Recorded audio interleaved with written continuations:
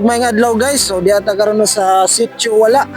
So tungod sa bagyong si Opong, grabe ang baha diri ato makita sa drone shots nga grabe ang baha, halos mura na siya og kanang dagat.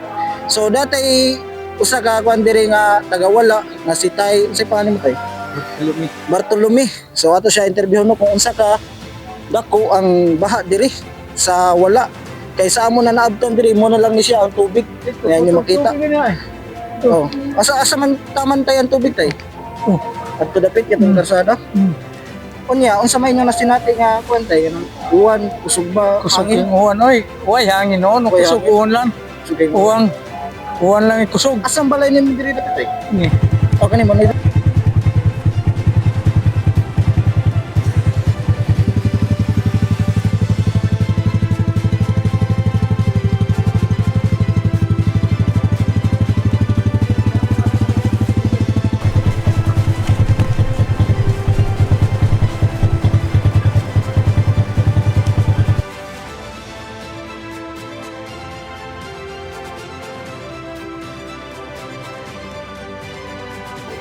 So, mo ni guys no ang kahimtang diri sa kuan sa sitio wala.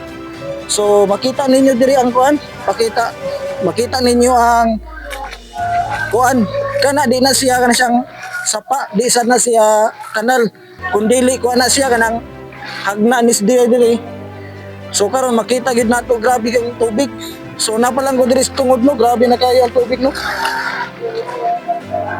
So di nakatabok diri ang motor single o ang sakyanan kay grabe nang kalaw. Ito kitaon ang tibuok sitio wala kung unsay kahimtang karon nya as of now karon nga oras mas kuan wa nay uwan pero mas nikusog siya ang hangin kumpara gani ng buntag. So muna to guys, daghang salamat.